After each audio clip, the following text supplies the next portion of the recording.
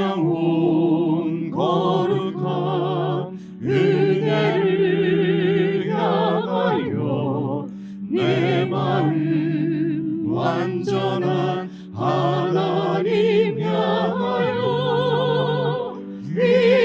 이곳에서 바로 이 시간 하나님을 예배합니다.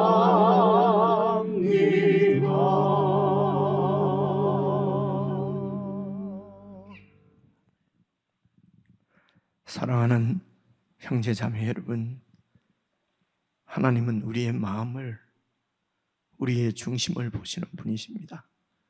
우리의 마음이 온전히 이 시간 하나님을 향할 수 있도록 저희를 다스려 주십시오. 성령 하나님의 임재를 간절히 구하며 우리 함께 예배로 나아가십시다.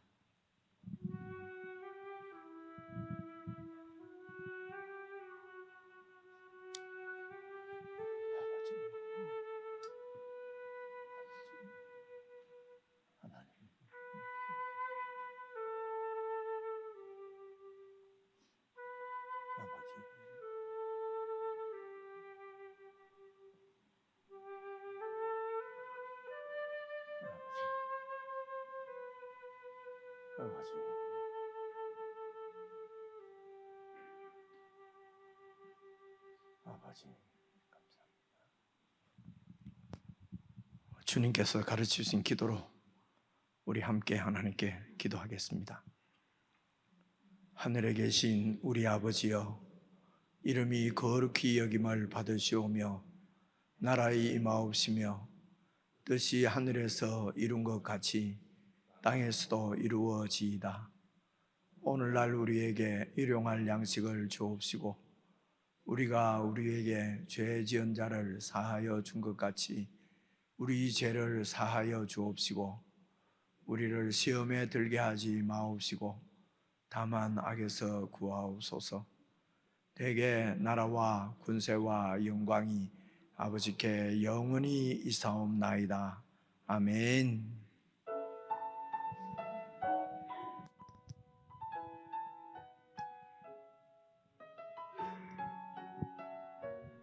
나의 마음을 정금과 같이, 나의 마음을 정금과 같이 정결케 하소서. 나의 마음을 정금과 같이 하소서. 내 영혼에 한 소망이 있으니 주님과 같이 거룩하게 하소서. 나의 삶을 드리니 거룩하게 하소서. 오 주님, 나를 받으소서.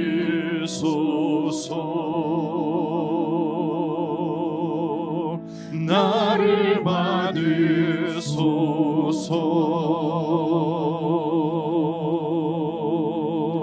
나의 마음을 정금과 같이, 나의 마음을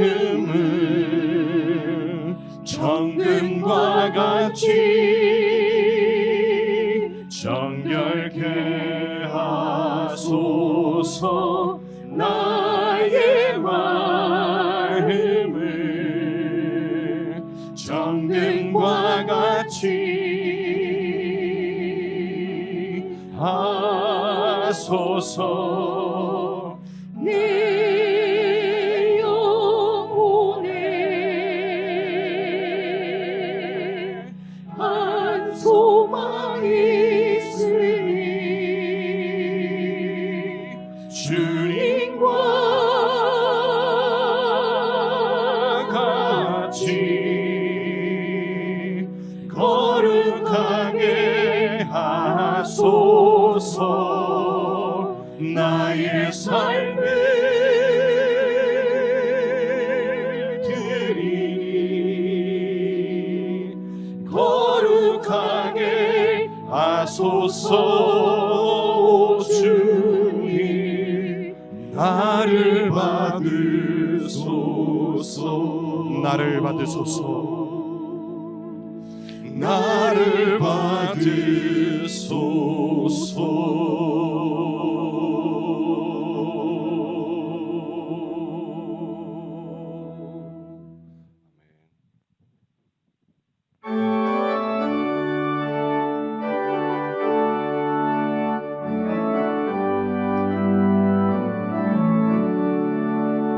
예수를 나의 구주 삼고 성령과 피로써 거듭나니 이 세상에서 내 영혼이 하늘의 영광 누리도다.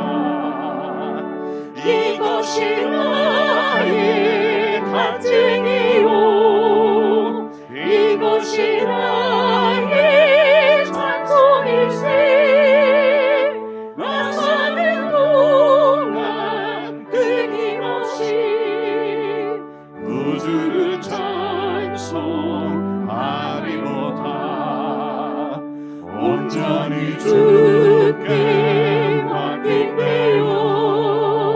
사랑의 음성을 듣는 주님 천사들 왕래하는 것과 하늘의 영광 보리로다. 이것이 나의 간증이요 이것이 나의 찬송일세. 나 사는 동안 끊임없이 구주를 찬송하리로다. 주 안에 기쁨 누림으로 마음의 풍랑이 잔잔하니 세상과 나는 간곳 없고 구속한 주만 보이도다. 이것이 나의 간증이요 이것이 나의 찬송일세. 나 사는 동안 끊임없이 구주를 찬송하리로다.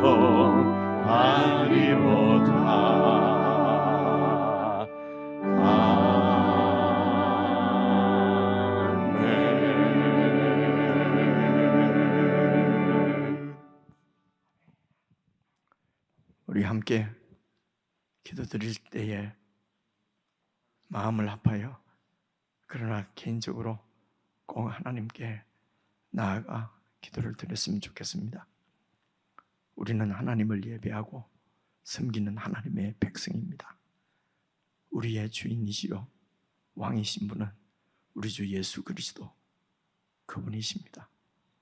이것이 복음입니다.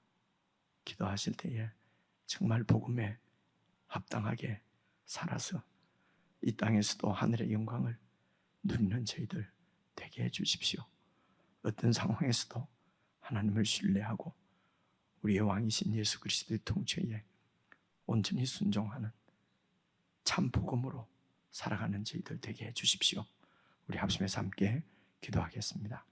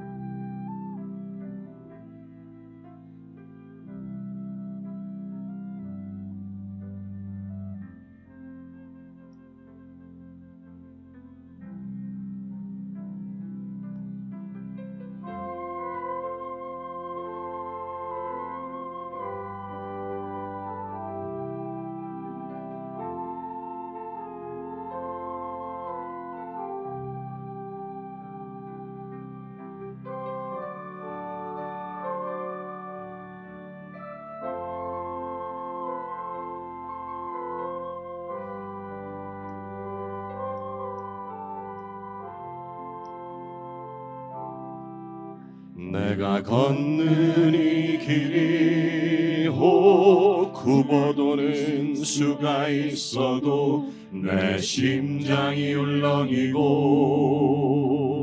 가슴 아파도 내 마음 속으로 여전히 기뻐하는 까닭은 하나님은 실수하지 않으심일세.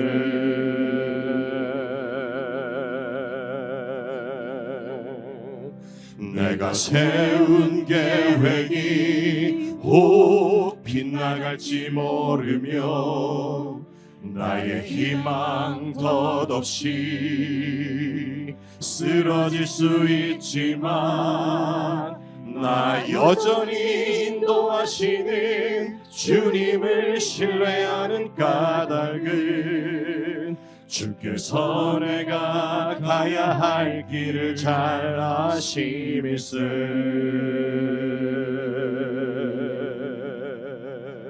어두운 밤 어둠이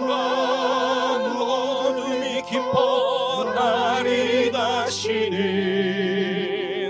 밝지 않을 것 같아 보여도 내 신앙 부여잡고 주님께 모든 것 맡기리니 하나님을 내가 믿음일세.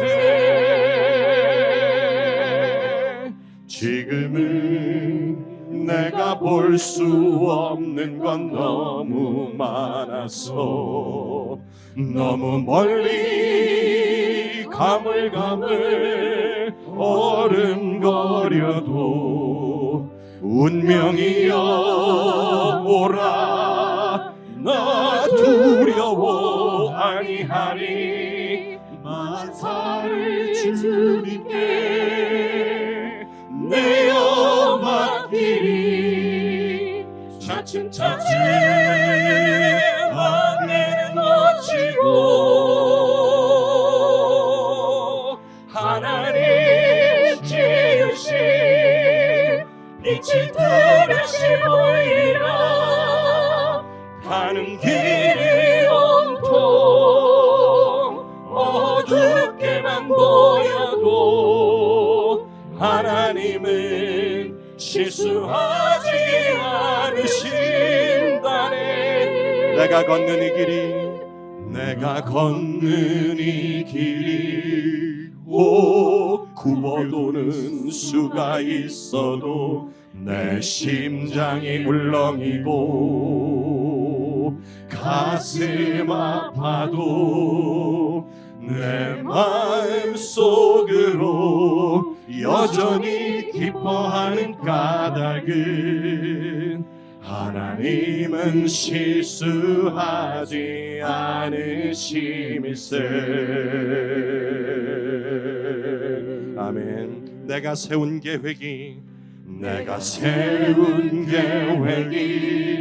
혹 빗나갈지 모르며 나의 희망 덧없이 쓰러질 수 있지만 나 여전히 인도하시는 주님을 신뢰하는 까닭은 주께서 내가 가야 할 길을 잘 아심일세. 어두운 밤 어둠이 깊어 어두운 밤 어둠이 깊어 날이 다시는 밝지 않을 것 같아 보여도 내 신앙 부여잡고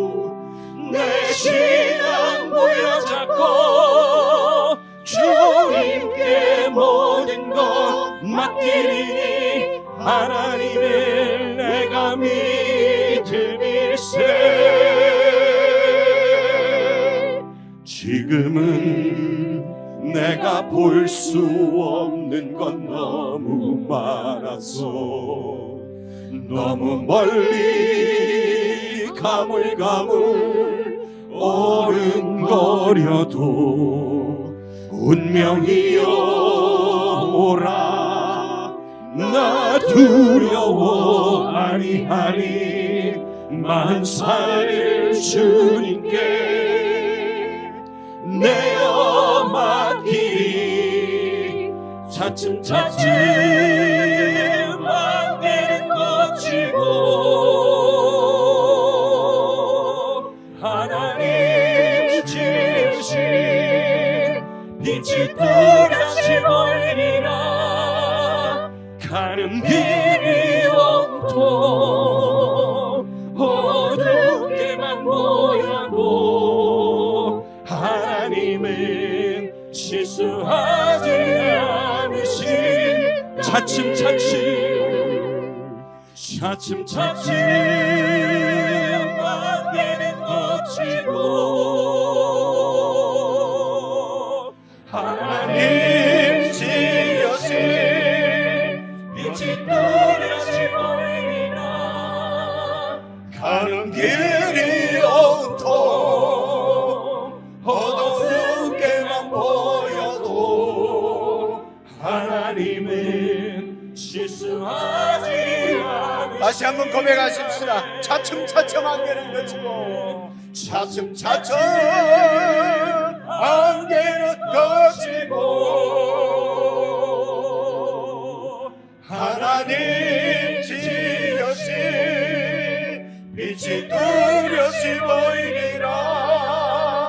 가는 길이 온통 어둡게만 보여도 하나님은 실수하지 않으신다. 하나님은 실수하지 않으신다네. 하나님은 실수하지 않으신다네.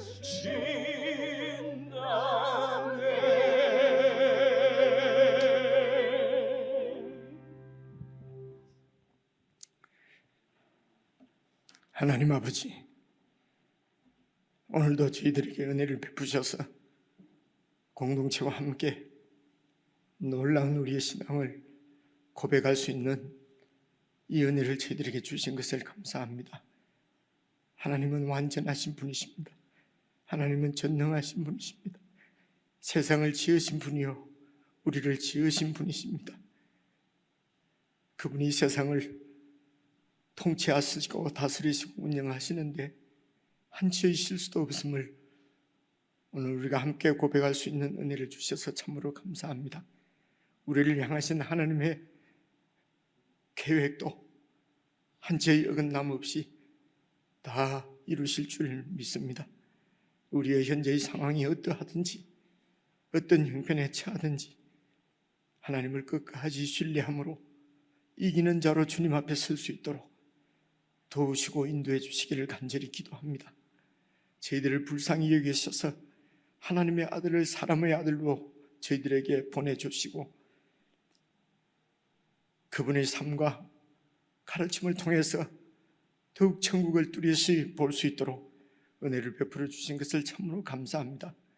우리의 영원한 주이신 예수 그리스도와 온전히 연합하여서 그분께서 생각하신 대로, 그분께서 의도하신 대로, 그분께서 가르치신 대로, 그분께서 살아가신 대로 그분과 연합하여서 사라지는 은혜의 삶을 우리가 주님 오실 때까지 살아갈 수 있도록 주의 영으로 충만케 해주시기를 간절히 기도합니다. 하나님 아버지, 헷갈리지 아니하고 주의 뜻을 분명히 할 수 있도록 저희들이 말씀 앞에 늘 겸손케 하시고 세상의 그 무엇과 비교해서 우선순위가 아니라 하나님과의 교제와 주님 안에서 살아가는 삶이 절대적인 것을 우리가 깨달아 참으로 주의 말씀이 우리의 삶 가운데 절대적인 하나님의 말씀이 되어질 수 있도록 은혜를 베풀어 주시기를 간절히 기도합니다.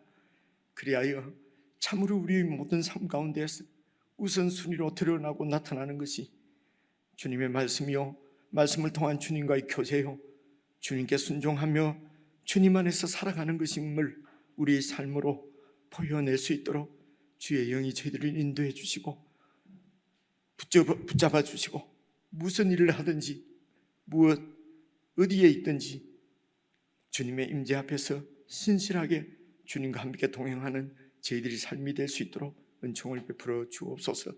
오늘도 저희들에게 주시는 말씀을 저희들이 잘 살피고 말씀 가운데 나타난 주님의 뜻을 잘 깨달아서 주의 뜻에 합당하게 조금 더 성숙하는 은총이 저희들에게 넘치게 해 주옵소서.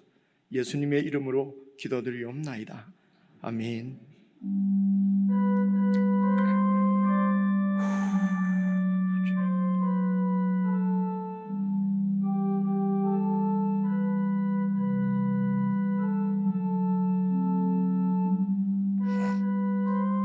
아버지,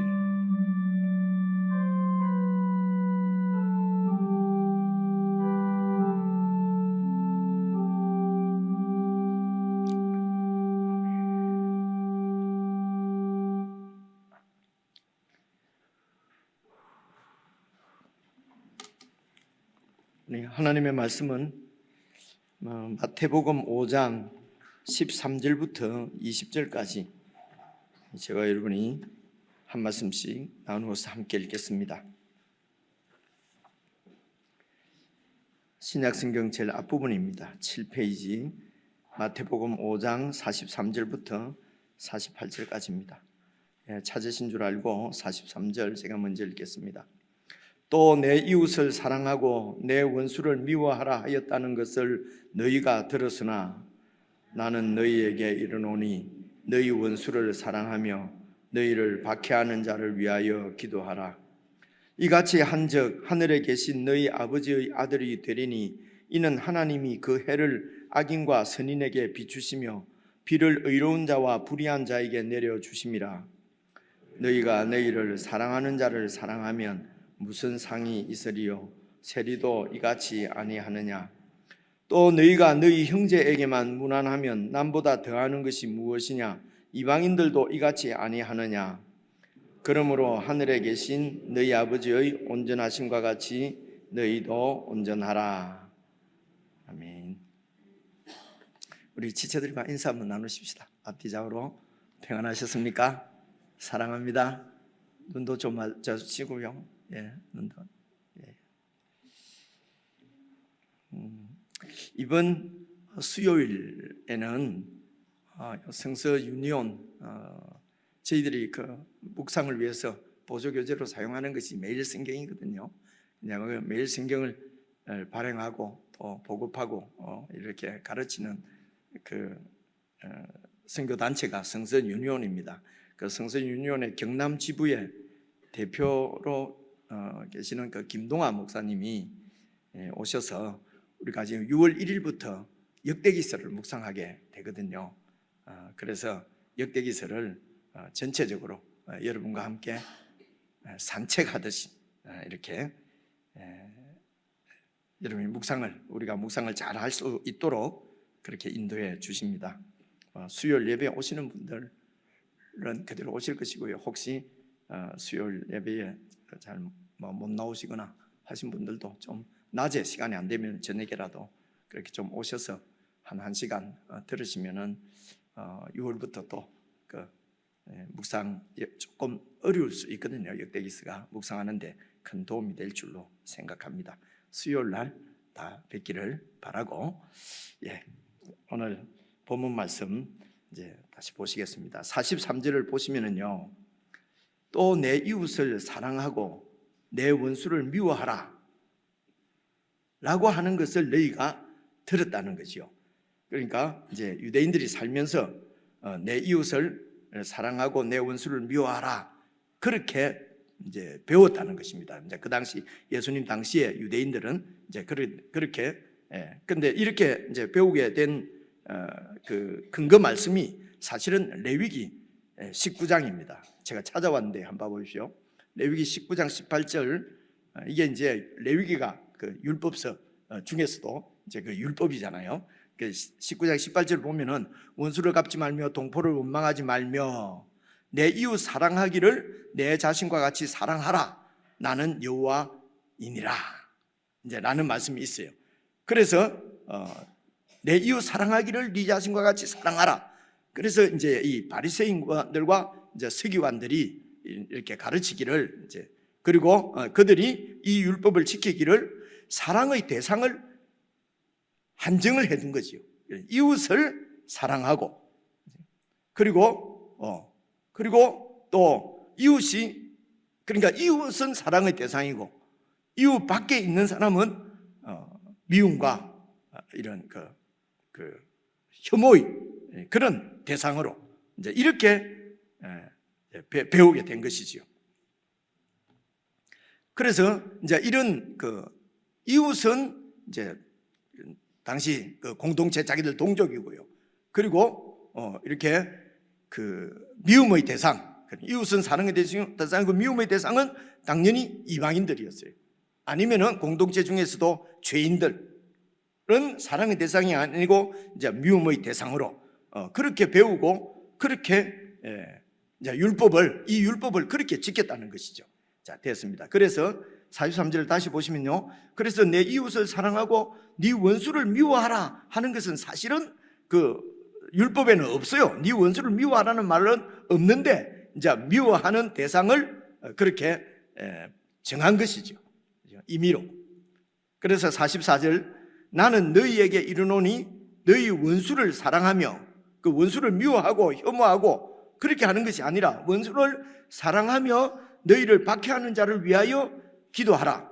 이같이 한즉 하늘에 계신 너희 아버지의 아들이 되리니 그렇게 안 하면 아들이 안 된다는 말이 아니고 그렇게 해야 하나님의 아들인 것이 이렇게 증명이 된다는 것이죠. 드러난다는 것이죠. 자, 계속해서 보십시오. 45절 보면요. 이같이 한즉 하늘에 계신 너희 아버지의 아들이 되리니 이는 하나님이 그 해를 악인과 선인에게 비추시며 비를 의로운 자와 불의한 자에게 내려주심이라. 사적으로 또 말씀을 드리는데요. 사적으로 말씀을 드리는데 진짜 좋은 설교는 확실한 완전한 설교는 예수님께서 하신 말씀이거든요. 성경이 이게 복음이고 성경이 하나님 말씀이에요. 그래서 성경을 잘 이해를 할 수 있도록 제가 도와드리려고 하는 거예요. 그래서 목사 말을 들으면 무슨 은혜가 넘치고 뭐가 될 것이다 하고 목사한테 자꾸 주목을 하시면 안 돼요. 성경을 보시면은 성경을 보셔야 돼요. 그죠? 그래서 이제 자기 성경을 자꾸 이렇게 꼭 있어야 된다고 말씀을 드리는 거예요. 자, 다시 보십시오. 이게 예수님께서 하시는 말씀이거든요. 그래서 46절 보시면요. 너희가 너희를 사랑하는 자를 사랑하면 무슨 상이 있으리요? 세리도 이같이 아니하느냐? 47절 같이 읽어볼게요. 시작. 또 너희가 너희 형제에게만 무난하면 남보다 더하는 것이 무엇이냐? 이방인들도 이같이 아니하느냐? 그러니까 형제들 자기 이웃만 사랑하고 형제 사랑하고 자기들끼리만 사랑하고 하는 것은 세리들도 그렇게 하고 이방인들도 그렇게 하고 그래서 너희들이 그보다 더 나은 것이 무엇이냐? 이제 그리고 48절 보시면요. 그러므로 하늘에 계신 너희 아버지의 온전하심과 같이 너희도 온전하라. 스트레스 받지요? 예수님께서 하나님이 온전하신 것처럼 너희도 온전하라. 부담되시죠? 저는 이런 말씀이 너무 부담스러워요. 그래서 부담이 오면은 복음이 아니에요. 이렇게 할 수 있습니까? 부담이 없이 자유를 줘야 복음이야. 우리를 자꾸 부담을 주는 것은 율법이야. 그것은 이런 것들이 엉터리 복음이란 말입니다. 그렇죠? 그것이 아니에요. 예수님께서 너희 아버지의 온전하신 것 같이 하나님의 온전하신 것 같이 우리도 그렇게 온전하라는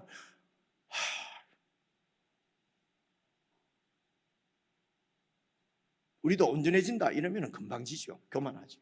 겸손해야죠. 우리가 어떻게 온전해질 수 있습니까? 우리는 막 죄를 지을 수밖에 없습니다. 야 겸손하잖아요. 그죠? 그래서 이런 게 참 어렵습니다. 그래서 이런 말씀을 이게 무슨 의미인지 잘 알려고 하면은 여러분 앞에서부터 잘 이렇게 그의 흐름을 따라서 예수님의 가르침의 흐름을 따라서 잘 이렇게 이렇게 이해를 하고 들으시면은 다 알 수 있게 되어 있어요. 그죠? 그래서 이제 이 말씀이 나온 게 물론 1장부터지만은요. 5장 여러분 17절 한번 봐보십시오. 17절부터 나오는 말씀인데요.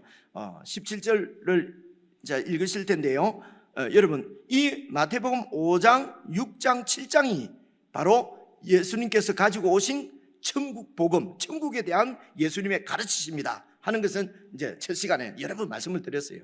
그런데 이게 그냥 좋은 말씀, 무슨 예수님의 좋은 말씀을 모아놓은 어록집이 아니라 예수님이 가지고 이 땅에 오신, 그래서 회개하라 천국이 가까이 와 있느니라 라고 말씀하신 예수님의 그 천국이 어떤 것인가 하는 것을 가르치는 그 본질적인 천국의 본질적인 핵심 본질이, 강조를 하려다 보니까 말이 좀 그렇죠. 그 본질이 지금 이 가르침에 나타나 있다는 것입니다. 그래서 이 예수님의 가르침, 마태복음 5장, 6장, 7장을 잘 모르면은요 천국이 무엇인지 잘 몰라요. 그런데 우리가 어떻게 천국 시민으로 살아갈 수가 있겠습니까? 그러니까 중요한 말씀이라는 거죠. 그래서 이제 5장 17절을 보시면 예수님께서 이렇게 말씀하셨습니다. 내가 율법이나 선지자, 이 율법이나 선지자, 이것이 바로 구약 성경 전체를 얘기하는 것이에요. 그래서 사실은 율법은 그 토라라고 해서 창세기, 출애굽기, 레위기, 민수기, 신명기만 보통 우리가 토라, 그리고 선지자는 우리가 지금 얘기하는 선지서를 얘기해요. 그래서 어떤 데는 그래서 이 히브리인들이 가지고 있는 구약 성경은 크게 세 부분은 나누는데 율법서, 그리고 이제 그 방금 나온 선지서, 그리고 시편, 뭐 욥기 이런 것이 있는 성문서, 이렇게 크게 세 부분으로 나누거든요. 그래서 이제 모세와 선지자와 뭐 시편 이렇게 얘기하기도 하고요. 여기처럼 율법이나 선지자 이러면은 이제 구약 성경을 얘기하는 거예요. 그래서 구약 성경 전체를 또 율법이라고 얘기를 합니다. 그 중에서 또 그 모세 오경만 또 율법이라고 하기도 하고요. 그래서 여기 율법이나 선지자는 그냥 율법으로 이해를 하면 돼. 그래서 내가 율법을 폐하러 온 줄로 생각지 말라. 예수님께서 율법을 폐하러 오신 것이 아니라고 얘기하세요. 그죠? 그래서 율법이 폐해진 것이 아닙니다, 여러분. 오해하실까 봐 다시 말씀드리는데요, 갈라디아서나 이런 데 가면 율법을 폐했다는 말씀이 또 나와요. 그죠? 그럼 뭐예요? 그래서 그 폐했다고 하는 말씀을 그 문맥 가운데서 어떤 의미로 사용하고 있는지를 잘 봐야 된다는 겁니다. 그렇지 않고 문장만 딱 갖고 와가지고, 아니 예수님은 폐하러 온 거 아니라고, 바울은 폐했다 그러고, 어느 게 맞습니까? 만약에 이렇게 따진다면 저는 바울이 틀렸다고 생각하는 사람입니다. 예수님이 맞는 거지요. 그죠? 마음으로 아멘이 안 되십니까? 그죠? 그래서 바울이 틀릴 리가 없지요. 그죠? 이런 부분을 잘 생각을 하셔야 됩니다. 어쨌든 예수님은 율법을 폐하러 온 줄로 생각지 마라. 나는 율법을 폐하러 온 것이 아니라 어떻게 하러 왔다고요? 완전하게 하려고 하겠다는 것입니다. 여러분, 율법이 뭡니까? 율법은 구약의 하나님의 백성들인 이스라엘에게 하나님께서 주신 법이 율법이에요. 그런데 하나님이 자기가 법을 주놓고 자기 아들이 갖고 법을 폐해버리고, 여러분 이게 말이 됩니까? 그죠? 이런 것을 잘 생각을 하셔야 된단 말입니다. 그죠? 하나님이 주신 법이 율법이에요. 그죠? 근데 아들이 가서 율법을 없애버리면 안 되고, 근데 이 바리새인과 서기관들이 이 율법을 엉터리로 지켰다는 거예요. 그래서 아들이 오셔가지고 완전케 하신다는 것입니다. 그죠? 하도 우리는 안 해서 잘 안 되는데, 이럴 때는 제가 이렇게 하고 싶어요. 완전케 하러 오신 거예요. 아멘입니까? 이래 하고 싶은데 안 하던 거 또 하면 또 어색하니까 나도 어색하고 여러분도 어색하고, 그죠? 그래서 완전하게 하려 하십니다. 그래서 18절부터 계속 보시면요, 진실로 너희에게 이르노니 천지가 없어지기 전에는 율법의 1.1획도 결코 없어지지 아니하고 다 이루리라. 예수님께서 다 이루신다는 말이에요.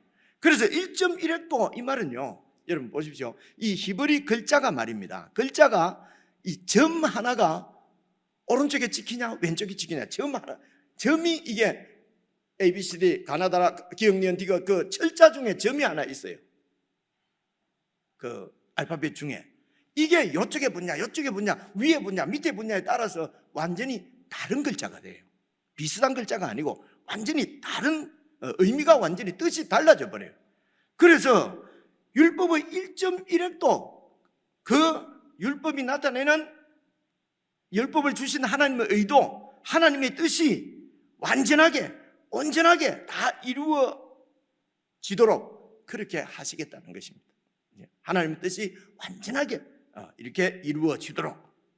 그래서 19절, 그러므로 누구든지 이 계명 중에, 율법의 계명 중에 지극히 작은 것 하나라도 이거는 별로 필요 없네 하고 버리고 그같이 사람을 가르치면 안 되고, 그렇죠?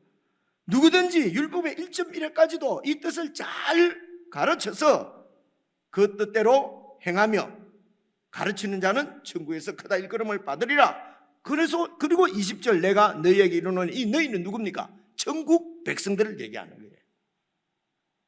유대인들은 그 당시 구약의 천국 백성인데 유대교의 유대교 종교의 종교인들이었어요. 종교 안에 있는 사람들이었어요. 그리고 지금 예수님께서 너희라고 하는 이 사람들은 이 유대 종교에서 나와서 지금 예수님이 왕으로 통치하시는, 예수님이 가지고 오신 천국의 백성들이에요. 근데 제자들이죠.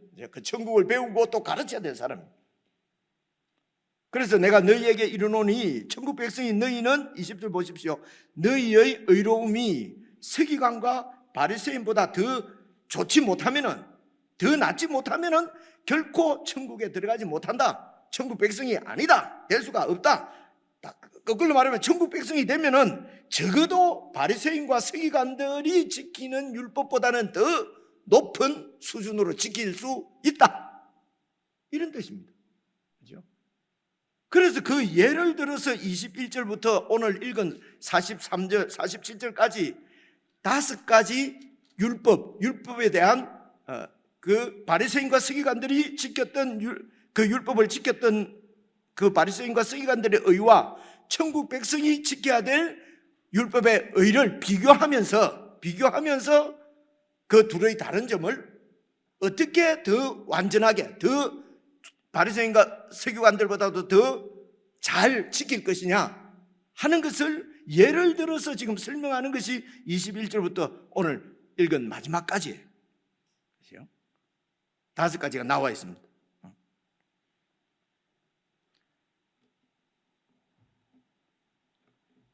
그래서 이제 율법을 더 바리새인들보다 어떻게 더 잘 지킬 것인가, 어떻게 더 낫게 지킬 것인가.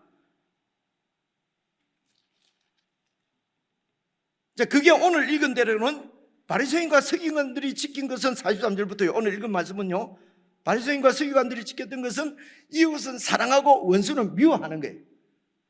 그런데 천국 백성들은 원수까지도 사랑해야 되는 이유는 우리의 아버지이신 하나님이 원수나 이웃이나 이방인이나 유대인이나 하나님의 백성이나 다 똑같이 해를 내려주시고 비를 내려주시고 다 똑같이 사랑하신다는 거죠. 그런 아버지의 아들, 그 아버지의 백성이라면은 너희도 원수를 사랑해야 한다. 이제 이런 말씀이지 않습니까? 그래서 먼저 이제 구약에 있는 율법을 바리새인과 서기관들이 어떻게 지켰을까? 그래서 율법에 대해서 조금 정리를 좀 해야 될 것 같아요. 그래서 이 율법을 무슨 전문적으로 막 이렇게 무슨 도덕법, 무슨 민법, 무슨 제사법 이런 여러 가지를 나누고 이렇게 해요. 그런 전문적으로 여러분들에게 지금 제가 설명을 할 수가 없어요. 그렇죠? 왜 그렇겠습니까? 첫째로 시간이 우선 없고, 두 번째로는요, 제가 잘 몰라요. 제가 법학자가 아니기 때문에 잘 모릅니다. 잘 모르는데, 그런데 이제 우리가 율법을 지금까지 우리가 쭉 읽어온 대로 율법을 잘 생각해 보면은 지금 이 구약시대 때 율법은 크게 한 2가지 정도로 우리가 이렇게 뭐라고 그러죠? 상식적으로 우리가 다 알 수 있는, 우리가 다 동의할 수 있는 것으로 한 2가지 정도로 나눌 수가 있을 것 같아요. 첫째는 의식법입니다. 의식법이라고 하는 것은 제사를 어떻게 하나님 앞에 제사를 어떻게 드릴 것인가, 뭐 이런 거 있죠. 이런 게 대표적인 의식법이죠. 그렇죠? 그리고 또 한 부분은 민법이라고 하면 될까요? 그러니까 백성들이, 유대인들이, 이제 이스라엘 백성들이 같이 살면서 사람들이 이렇게 같이 살게 되면은 서로 지켜야 될 어떤 법이 있잖아요. 그렇죠? 공동체를 살아가려고 하면은 서로에게 이렇게 피해를 주지 않고 뭐 이렇게 하기 위해서 살아가는 법, 이걸 이제 우리가 민법이라고 본다면은 크게 두 가지로 이렇게 나눌 수 있을 것 같은데요.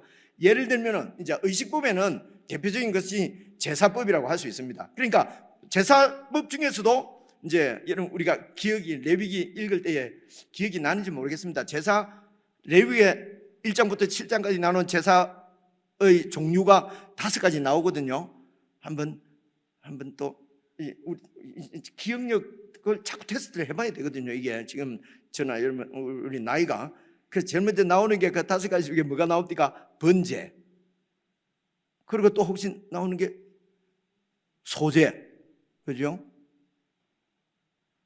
그 다음에는 뭐 잘 모르겠네요, 그죠? 또 생각나는 게 뭐가 있죠? 화목제. 또 생각나는 건요? 하나라도 맞춰보세요. 속으로. 속죄제. 오, 속죄제. 아, 감사합니다. 또 하나, 마지막 남은 거. 속건제. 뭐 이렇게 있습니다. 이런 제사법이 있습니다. 그죠? 근데 그런 제사들을 오늘 우리들은 이름도 모르잖아요. 그죠? 그러니까 그 율법을 우리는 지금 안 지키고 있어요. 그렇잖아요. 그죠? 이 대표적인 이런 거란 말입니다. 그래서 오늘따라 목이 많으네. 이 이제 5가지 중에서 예를 들어 속죄제다. 속죄제를 구약 백성들은 죄를 지으면은 속죄, 죄 사함을 받기 위해서 짐승의 피를 가지고 짐승을 하나님 앞에서 죽였어. 그래서 그 피를 바치는 것이거든요. 그렇죠? 그렇게 해서 그 속죄제 제사를 드리고 죄 사함을 받아요. 그래서 이제 구약의 이 율법은 또 죄를 지으면은 또 제사를 드려야 돼요. 그죠? 동물을 또 잡아요. 또 죽여야 돼요. 그래서 매일 그냥, 그래서 단체로 상번제 할 때 속죄제도 같이 드리고 뭐 이런 것 같아요. 매일 제사도 드리고 또 뭐 절기 때도 드리고, 그죠? 제지을 때마다 와서 드리고 이렇게 제사를 이렇게 드려야 돼요. 그러니까 그래서 이 제사는 좀 불완전하죠. 만약에 속죄제를 드려서 지금까지 죄를 다 용서를 받았어요. 그러다가 집에 가다가 또 죄를 지어서 집에 가다가 죄를 지어가지고 그 다음에 또 성전에 와서 제사를 드려야 되는데 드리기 전에 죽었어요. 그러면 죄가 있어요, 없어요? 예를 들면 불완전한 거 이게, 그죠? 이거 어떻게 하겠어요? 그래서 예수님께서 이 구약율법을 완전케 했다, 완성했다 라고 하는 뜻은 무엇이냐? 하나님의 아들, 죄 없으신 그분이 이 땅에 오셔서 하나님 앞에 드려지는 속죄 제물로 십자가에서 죽으셨다는 것입니다. 그래서 그분이 속죄 제물로 하나님 앞에 우리 대신 바쳐졌기 때문에 이 속죄 제물은 영원한 제물이고 영원한 제사인 것입니다. 그래서 과거로부터 현재뿐만 아니라 미래의 모든 죄까지도 이제는 더 이상 피 제사를, 동물 제사를 드릴 필요가 없는 거죠. 예수님께서 완전한 우리의 속죄 제물이 되시고 속죄 제물로 하나님의 아들이 십자가에서 죽으셨어요. 그래서 우리는 그 예수님을 믿음으로 예수님 안에서 완전한 죄 사함을 받아서 그래서 거룩한 하나님의 백성 자녀가 된 것입니다. 그래서 이제 더 이상 죄 때문에 하나님 앞에 버림을 받는 일은 없게 된 것이죠. 여러분, 그러면 끝났잖아요. 완전한 제사인데 끝났잖아요. 그럼 더 이상 제사를 드릴 필요가 없잖아요. 그런데도 신약 성경에서는 이렇게 얘기를 하거든요. 로마서 12장 봐보세요. 우리가 잘 아는 말씀입니다. 그러므로 형제들아, 내가 하나님의 모든 자비하심으로 너희를 권하노니, 로마서입니다. 로마서는 신약, 우리에게 주시는, 신약 백성들에게 주신 말씀이에요. 자비하심으로 너희를 권하노니 너희 몸을 하나님이 기뻐하시는 거룩한 산제물로 하나님 앞에 제사를 드리라는 것입니다. 우리 몸을. 이것이 너희의 드릴 영적 예배다.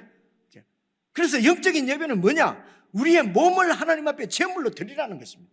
우리 삶을 하나님 앞에 제물로 드리라는 것이죠. 계속해서 제사를 드리라는 것입니다. 그래서 우리 삶을 하나님 앞에 제물로 드린다. 이런 것이 무슨 얘기인지 한번 봐보십시오.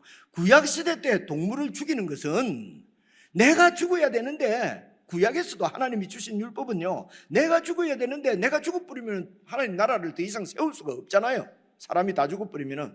그래서 동물을 대신 죽이고 내가 산 것입니다. 그래서 사실은 동물이 죽을 때 내가 죽은 것이에요.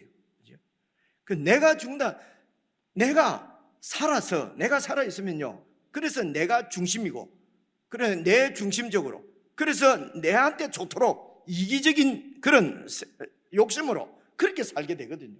그렇게 이렇게 내 중심적으로 내 이기적인 욕심을 위해서 살아가는 것이 죄의 근원입니다. 이것 때문에 다 범죄하는 것이거든요. 그래서 그 내가 죽으면은 그럼 죄 짓지 않는 것이죠. 그래서 동물을 죽일 때에 내가 죽었다 라고 하는 것을 인식하라는 것이 하나님의 뜻이지요. 하나님의 의도입니다. 그래서 공동체가 같이 살아갈 때 분쟁이 생겼을 때도 내가 희생해야지가 아니고 내가 죽었다.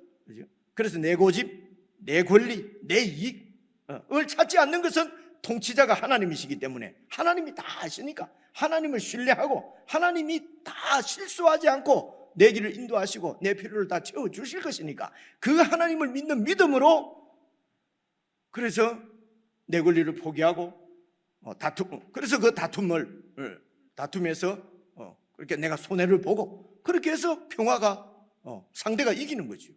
그렇게 하면은 죄 짓지 않는 거죠. 그렇게 해야 사랑의 나라, 평화의 나라, 하나님의 나라가 세워지기 때문에 하나님께서 제사를 드리라는 것입니다. 속죄 제사를. 그런데 바리새인과 서기관들은 그냥 죄를 지으면은 동물 하나 죽여서 바치는 것으로 죄 사함을 받았다고.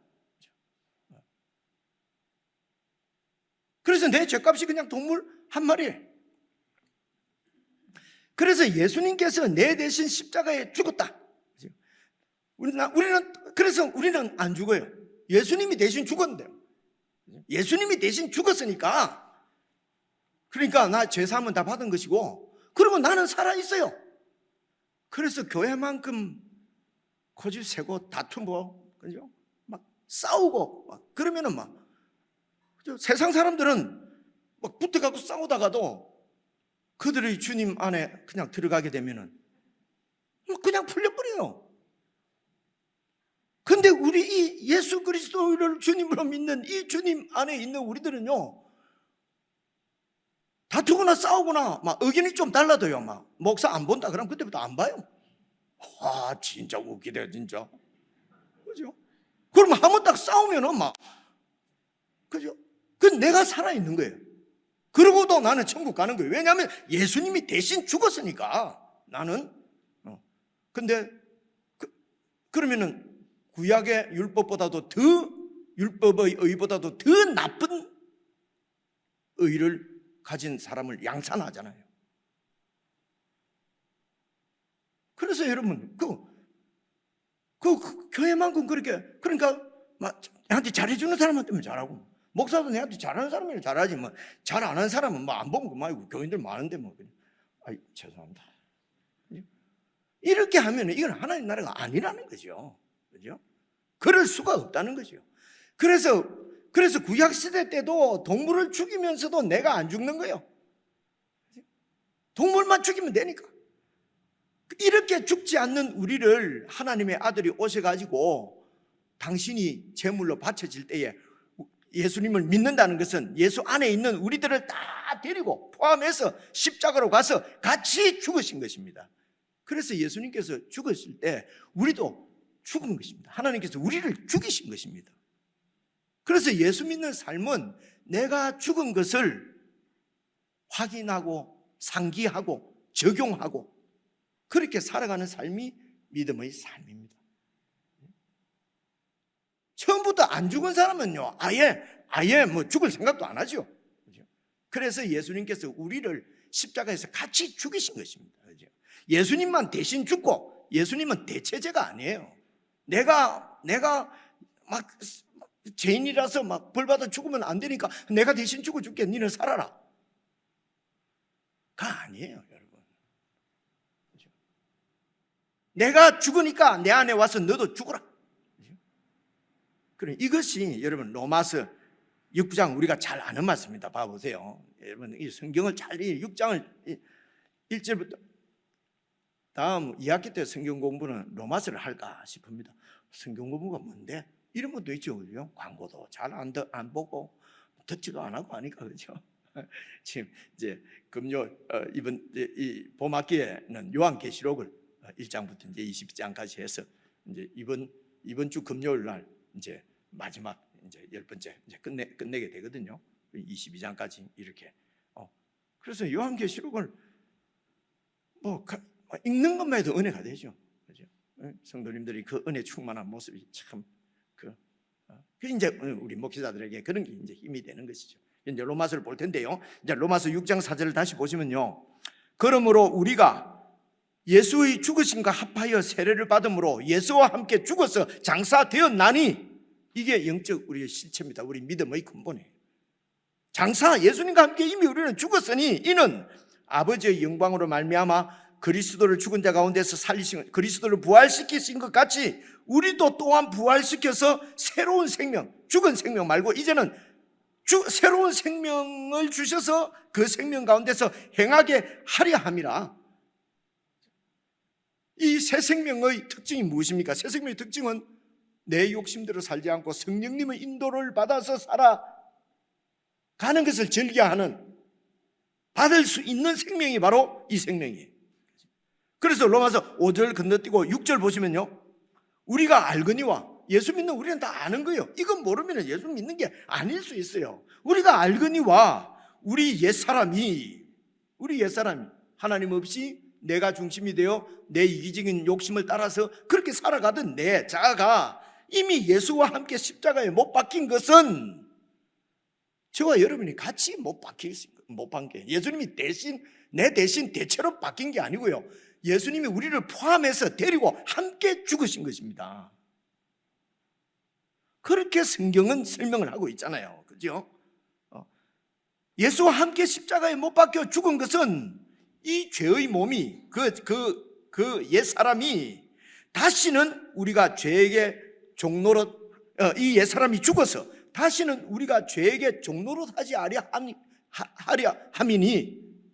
함이니, 그래서 죄의 종노릇을 우리가 하지 않도록 예수님께서 우리를 같이 십자가에 못 박아서 죽으셨고, 하나님이 예수님을 죽이실 때에, 허락하실 때에 우리까지도 십자가에서 같이 죽으셨다는 것입니다. 왜냐? 이것은 죄의 뭡니까? 죄에게 다시는 종노릇하지 않게 하려고. 그래서 계속해서 예수 믿은 지 30년 됐는데도 죄의 종노릇하고 있으면은 다시 생각해 보셔야 됩니다. 구원이 아닐 수 있어요. 안 그렇습니까? 30년까지 갈 것도 없지요. 5년 믿었는데도 여전히 죄의 종노릇을 하고 있다. 목사님이 지금 죄의 종노릇 안 합니까? 죄 안 짓습니까? 이러고 싶지요.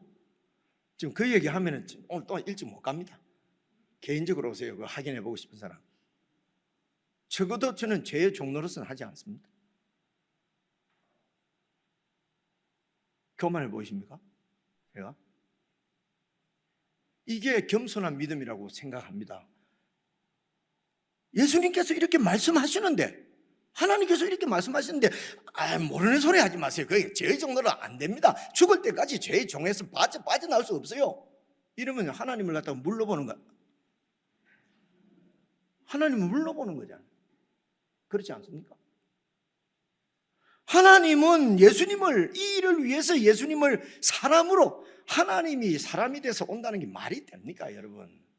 하나님의 아들이 십자가에 사람에 의해서 처형당한다는 게 여러분 말이 됩니까? 이게 믿어집니까? 이게 어느 날 자꾸 세뇌돼 갖고 예수님이 하나님의 아들은 죽었다, 그게 믿어지는 거 보니까 난 믿는 것 같다. 더 나가셔야 됩니다. 그 예수님 안에서 나도 죽었다고 하는 것이 믿어질 때까지. 그렇죠? 그렇습니다. 그래서 갈라디아서도 여러분 잘 아시는 말씀 2장 20절 한번 봐보세요. 내가 그리스도와 함께 십자가에 못 박혔나니 그런즉 이제는 내가 사는 것이 아니요 오직 내 안에 그리스도께서 사시는 것이다. 나는 죽었다. 그리스도께서 사신다. 이게 도대체 무슨 말이냐? 이제 내가 지금 육체를 입고 이렇게 이 땅에서 주님 오실 때까지 이렇게 살아가는 것은 나를 사랑하셔서 나를 위하여 자기 몸을 버리신 하나님의 아들을 믿는 믿음 안에서 산다. 아들을 믿는 믿음 안에서, 이 말은 아들 안으로 들어가서 아들이 행한 모든 일 안으로 들어가서 그분의 인격과 존재와 그분의 사역과 가르침 가운데로 들어가서 연합되어져서 하나가 되어져서 예수님과 연합해서 사는 것, 이것을 믿음이라고 얘기를 합니다. 그냥 예수님 하나님 아들인데 뭐 베들레헴에서 태어나고 2000년 전에 뭐 태어난 거 내가 믿는다, 이걸 얘기하는 게 아니에요.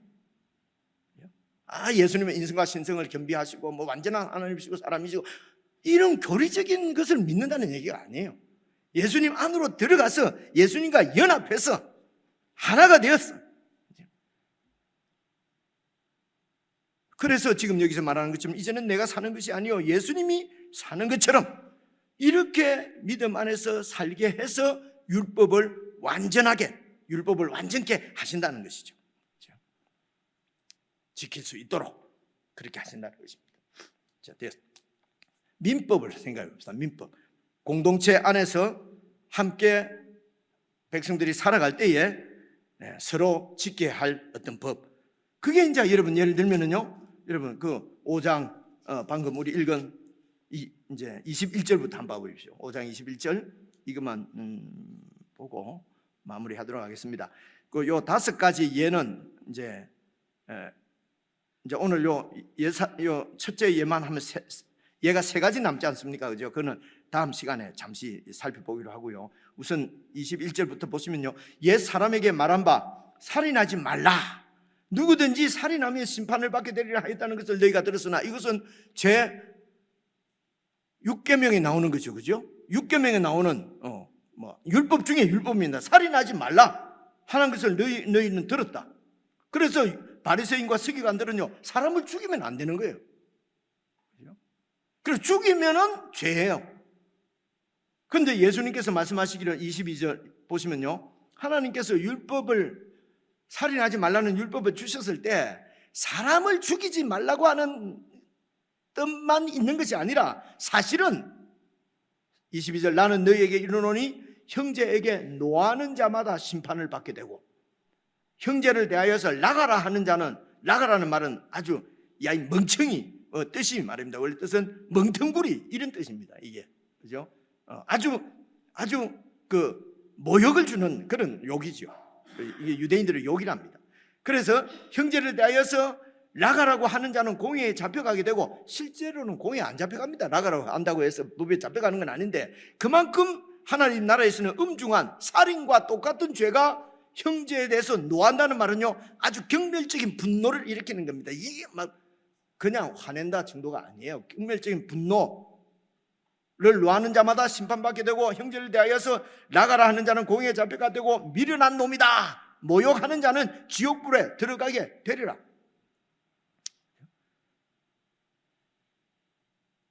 그래서 23절 그러므로 예물을 제단에 드리다가 제사를 예배를 딱 드리다가 거기서 네 형제에게 원망 들을 만한 일이 딱 생각이 나면은 내가 누구한테 잘못했구나. 그러면은 예물을 제단에 두고 먼저 가서 형제와 화목하고 그 위에 와서 예물을 드리라. 여기까지만 설명하겠습니다. 참 어렵죠. 다 예배 드리다가 누가 일어나서 그냥 나가버리네. 아니 예배 중에 나가면 되겠어요. 생각났어요. 내가 누구한테 잘못한 거. 그거 화해하러 갔어요. 그래 하는 사람 아무도 없는 거 보니까 원망 들릴 일이 하나도 없는 모양이죠. 그래서 이제 이렇게 하면은 이게 또 율법파가 서기관과 바리새인들이 지키던 율법으로 돌아가는 거죠. 그래서 사내들인 공회에서 다시 법을 다시 제정을 해야 되겠습니까? 형제에게 막 분노하는 자는 잡아서 심판받는다. 형제를 막 모욕하는 자는 이때까지는 어떻게 할 수가 없었어요. 법이 없으니까요. 살인하는 자만 처리를 했다는 것입니다. 그런데 예수님 말씀대로 또 법을 만들어라 라는 뜻은 아니죠. 그렇죠? 그런 뜻은 그렇게 되면은 또 똑같이 바리새인과 서기관들이 지키던 법 안으로 그렇게 이제 들어가게 되는 것입니다. 그래서 화를 부모님이 자식들한테 화내잖아요. 그죠? 그 화내면은 노하면은 안 된다. 그러면 우리 예수 믿는 사람은 예수님도 화내셨잖아요. 그죠? 뭡니까? 성전에 들어가가지고 아무리 암만 화가 나셔도 그렇지 그 팔고 있는 그 상 이런 걸 뒤집어 버리고 말해 던져버리고 죄송합니다. 그렇게 행패를 부리면 되겠습니까? 아유 죄송합니다. 그죠? 그 사람들이 볼 때는 행패죠. 그죠? 그러니까 화를 도대체 노하는 자마다 심판을 받게 되고 화를 내면 안 되는구나. 그죠? 욕을 하면 안 되는구나. 목사님 욕했다. 지옥불에 들어간다. 그죠? 미련한 놈이라고 하는 자는 지옥불에 들어간다. 여러분 미련한 놈 이런 욕 안 해봤습니까? 그죠? 그럼 지옥불에 들어간다니까요. 이게 도대체 그죠? 그래서 미련한 놈 안 하고 안 똑똑한 놈 이러면 됩니까? 미련한 놈 안 하고 그죠? 미련한 놈 하면은 지옥불에 들어가니까 천치 같은 놈 그러면은 지옥불에 안 들어가죠. 이렇게 지킨 것이 이게 바리새인과 서기관들이 지켰다는 거죠. 그렇게 지켰다는 것입니다. 적어도 천국 백성들은 그 복음을 율법을 주신 하나님의 마음을 알아서 그 마음에 맞도록 그렇게 지켜야 된다는 것입니다. 그래서 더 나은 그렇게 지키지 않으면은 천국에 들어갈 수가 없다. 예수님의 통치 가운데 있을 수가 없다는 뜻입니다. 죽어서 저 좋은 천당에 안 간다 이런 뜻이 아니고요. 그래서 여러분 제가 설명을 좀 더 드리고 싶은데 이것을 보시면 알 것 같습니다. 여러분 마태복음 22장 33절을 제가 찾아왔는데요. 여러분 잘 한번 봐보십시오. 그 중에 한 율법사가 예수를 시험하여 묻되 선생님 율법 중에서 어느 계명이 크니까? 이제 여기서 이제 그 율법은 이 사람들이 이제 10계명 중에서 어느 게 크냐 이럴 수도 있고요. 성경 전체에서 어떤 계명이 제일 크냐? 그러니까 이 사람들은 계명도 하나님 주신 계명도 더 중요한 계명, 덜 중요한 계명 나누었다는 겁니다. 그래서 어떤 덜 중요한 계명은 그냥 버려버리고 여기 있는 것처럼 그죠?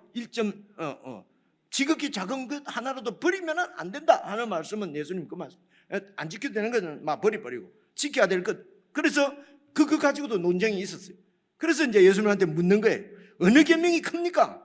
37절 예수께서 이르시되 내 마음을 다하고 목숨을 다하고 뜻을 다하여 주 너의 하나님을 사랑하라 하셨으니 이것이 크고 첫째 되는 계명이요 둘째도 그와 같으니까 그러니까 첫째로 이게 중요하고 두 번째 중요하고가 아니에요. 그죠? 이것이 이제 1번 이제 요 하나고 또 하나도 그와 같으니 그죠? 내 이웃을 네 자신과 같이 사랑하라 하셨으니 이 두 계명이 모든 율법과 선지자 모든 율법의 강령이니라. 여러분 강령이 무슨 말이지요? 강령 이런 것은 어떤 사전적으로는 제가 의미를 잘 모르겠는데요. 어떤 그 단체나 아니면 어떤 이야기나 이런 가운데서 그 중심이 되는 그 기본이 되는 핵심적인 어떤 정신이나 가치를 강령이라고 부르잖아요. 그렇다니까. 그죠? 강령. 어디 정당도 가면 무슨 강령 이런 게 있잖아요. 그 어떤 그 기본이 되는 그 사회나 아니면 그 단체나 어떤 이야기에서 기본이 되는 어떤 그 핵심적인 정신이나 가르침 이런 그 가치를 강령이라고. 그래서 모든 율법의 강령은 사랑이라는 것입니다. 하나님 사랑, 이웃 사랑. 그렇죠? 그래서 제사법도 하나님을 사랑하는 거죠. 민법은 사람을 사랑하는 거예요. 그래서 제사를 드리면서도 하나님을 사랑하는 사랑이 없이 제사를 드리면 그 제사는 하나님이 받으시는 제사가 아니라는 것입니다. 그렇죠? 사랑이 없으면 참 애매하다. 그럼 사랑이 뭐냐? 조금이라도 설명을 하면은 려고 하는 유혹을 제가 받는데 그 다음에 하기로 하고 하여튼 사랑입니다. 그렇죠? 사랑. 그래서 로마서 13장에 가면은 사도 바울이 이런 말씀을 하셨어요. 8절 피차 사랑의 빛 외에는 아무에게도 아무 빛도 지지 말라. 남을 사랑하는 자는 율법을 다 이루었느니라. 사랑하는 자는 율법을 다 이룬 거라는 거예요. 9절 보십시오. 간음하지 말라, 그죠? 7계명이죠. 살인하지 말라, 6계명이죠. 도둑질하지 말라, 9계명이죠. 탐내지 말라, 10계명이죠. 이런 모든 그 외에 다른 계명이 있을지라도 네 이웃을 네 자신과 같이 사랑하라 라고 하신 그 말씀 가운데 이 모든 율법이 다 들었느니라. 그래서 사랑은 이웃에게 악을 행하지 아니하나니 그러므로 사랑은 율법의 완성이다. 그래서 예수님께서 우리에게 오셔서 보여주신 것이 사랑입니다. 그런 얘기 하지 않습니까? 됐습니다. 사랑을 받아본 사람이 뭐 사랑을 안다 이런 얘기도 뭐 있지 않습니까? 하나님의 사랑을 받아보고 깨달아야 이 하나님의 사랑이 우리 가운데서 흘러가는 것입니다. 하나님의 사랑을 받아보지 못하면요, 우리가 사랑한다는 것도 다 인간적인 사랑이에요. 여러분, 인간적인 사랑의 폐해가 뭔지 잘 생각해 보십시오. 아주 자기중심적이에요. 그렇지 않습니까? 더 이상 설명 안 해도 여러분 뭐 살아오셨으니까 다 아실 겁니다. 그래서 하나님의 사랑입니다. 이 사랑이 율법의 완성이에요. 그래서 여러분 48절, 오늘 5장 48절을 다시 한번 보십시오. 그러므로 하늘에 계신 너희 아버지의 온전하심이라는 것은요, 사랑으로 충만하신 그 사랑이 이 세상을 지으시고 사람을 지으시고 우리를 구원하시는 것입니다. 아버지의 그 온전한 사랑처럼 너희도 온전하라. 이 말은요, 온전하라는 것이죠. 그래서 이 온전하다는 말은 원문으로 보면요, 성숙하다 하는 말하고 뜻이 더 성숙하다의 뜻이 더 많이가 있는 그런 의미를 내포하고 있는 단어가 바로 이 온전하다는 말이에요. 그래서 너희도 온전하라는 말은 온전하게 성숙해 가라는 것입니다. 이 아버지의 사랑 안에서 그 사랑을 배우고 그 사랑 안에서 성숙해 가라는 것이죠. 그래서 아버지께 나와서 그 하나님 아버지의 온전하심을 잘 배우고 본받고 그렇게 하라는 것입니다. 근데 이 하나님을 어떻게, 하나님은 너무도 멀리 계신 분 같잖아요. 우리가 어떻게 하나님을 배웁니까? 그래서 하나님의 생명을 아들을 통해서 우리에게 주신 것입니다. 그리고 아들을 사람으로 이 땅에 보내신 것입니다.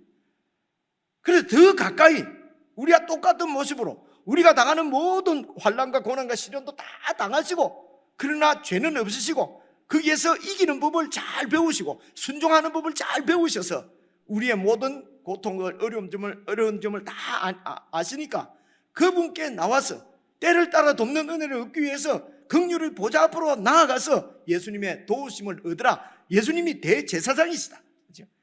그래서 그 예수님께 나와서 예수님과 연합해서 예수님을 배우고 본받고 그분을 의지해서 그분이 사는 대로 트라이를 해보는 거죠. 시도를 하고 그렇게 해서 또 상처받고 힘들고 하면 예수님으로부터 긍휼함을 받고, 다른 사람을 긍휼히 여기다가 내가 상처를 받으면은 예수님의 긍휼로서 또 이렇게 회복하고, 내가 다른 사람을 이렇게 섬기다가 이렇게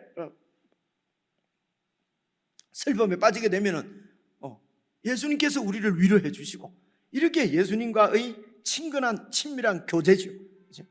그렇게 해서 여러분 예수님을 매일매일 잘 배워가서 그래서 온전해져 가라는 것이죠. 그래서 구약에 있는 모든 율법을 예수님께서 그 사랑 안에서 다시 해석해 주신 것이 예수님의 율법이에요. 그래서 우리가 율법을 지킬 때는 모든 것을 이 사랑의 강령 안에서, 우리의 강령인 사랑 안에서 그 율법을 다시 해석하고 적용하는 것입니다. 그래서 적용하는 것은 다를 수가 있어요. 막 그 아들을 막 혼내고 노하고 막 옛날에 막 저희 동네에서 듣던 말은요, 새가 만발이 빠져 뭐 이런 얘기 막 어떻게 그런 데서 내가 살았는지 모르겠어요. 그런데 말입니다, 그런 것이 정말 그 아들을 사랑해서, 그죠? 그 아들을 바로 세우려고 하면은 그게 사랑의 욕이죠. 그죠? 근데 목사님 좋은 말 다 하는데 사랑이 없어. 그죠? 그것은 율법을 지킨 것이 아니라는 겁니다. 그 참 어렵겠네요. 그래서 그 사랑을, 하나님의 사랑을 늘 묵상하고 배우고 그 하나님의 사랑을 배워가라는 것입니다. 사람의 사랑이 아니라. 그래서 오늘 말씀에는 이제 마지막 읽은 데는 원수도 사랑하는 법을 우리가 어떻게 사랑합니까? 그래서 공동체 안에서 마음에 안 드는 사람이 있잖아요, 그죠? 주여. 그래서 사랑방을 나눌 때도 기도를 해야죠, 그죠? 내가 오늘 저 A라고 하는 자매 도저히 용서가 안 되는데 이번에 우리 사랑방 되게 해 주옵소서. 내가 이번에 한번 사랑해 보겠습니다. 이렇게 기도를 해야 되죠, 그죠? 그런데 기도는 안 하고 절대로 저 사람하고는 안 해요. 그거 딱 돼버린 거예요. 그럼 운동합니다. 또 어찌어찌 저 안 들어가게 좀 해달라고 해요. 그죠? 이러면 영원히 사랑이 배워지지가 않아지요. 안 그렇습니까? 공동체 안에서 이 원수를 사랑하는 그 기본 훈련을 공동체 안에서 하는 것입니다. 예수 그리스도의 몸인 교회 공동체 안에서 그 훈련을 하는 거죠. 그렇게 해야 밖에 나가서 나를 박해하고 핍박하고 예민 소리를 하고 나를 막 완전히 중상모략하고 그들을 어떻게 사랑할 수가 있습니까? 찬송 부르십시다. 468장인데 우리가 처음 불러보는 찬송인데요. 처음 불러보는 찬송인데 그래도 잘 악보를 보시고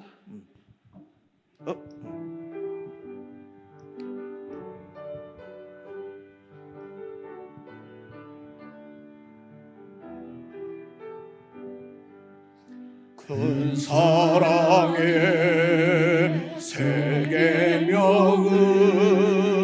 우리에게 주신 주님 서로 사랑하며 제자 된다 가르쳤네. 그 연약한 제자들을 끝날까지 사랑하고 함께 찬송 부르시며 감난산을 오르셨네.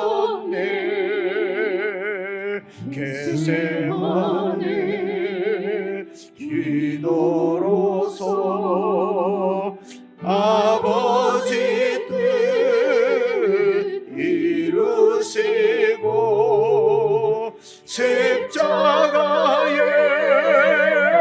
고난 길로 걸어가신 우리 주님 악한 물을 막으려고 검을 빼는 제자에게 죽기까지 인내하라 조용하게 말씀했네. 우리 위에 기도하시 주의 뜻을 이루도록 우리 모두 주 안에서 하나 되게 하옵소서. 의와 진리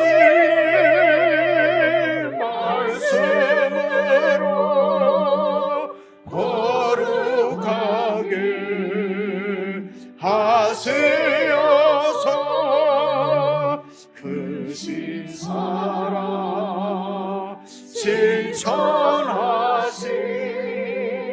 주 따르게 하옵소서.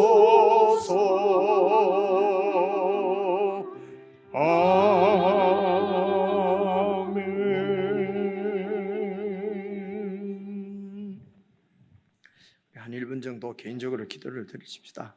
말씀을 생각하고 또 하나님의 사랑을 생각하고 그 말씀 가운데 우리의 삶을 비춰보며 우리가 참으로 사랑을 이 완성을 향하여서 그렇게 믿음 생활을 하고 있는지, 아니면 날이 갈수록 여전히 내 이기적인 욕망과 욕심만이 내 중심을 붙잡고 있는지 우리를 잘 살피며 정말 주님의 도우심을 구하고 주님의 율법을 온전히 지킬 수 있는 참 성숙한 신앙인으로 저희들을 잘 양육해 주십시오. 이런 마음으로 우리 한 1분 정도 기도하겠습니다.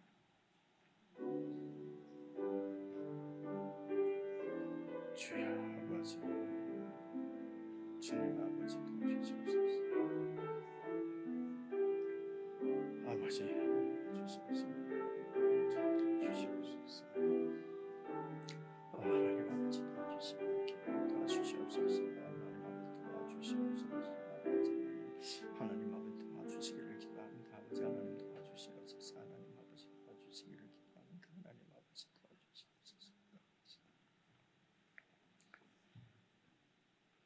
이제는 우리 주 예수 그리스도의 은혜와 하나님 우리 아버지의 크신 사랑과 성령님의 교통하심이 아버지의 온전하신 같이 우리도 온전하기를 소원하며 주님의 도우심을 구하는 모든 주의 백성들에게 영원 뭉토록 함께 하시기를 간절히 축원하옵나이다. 아멘. 주님의 나라와 뜻이 나의 삶 속에 임하시며 주님 알기를 주만 보기를 소망해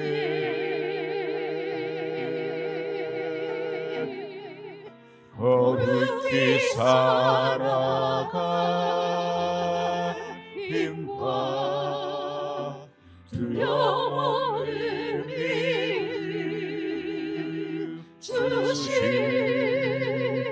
나의 하나님 완전한 사랑 찬양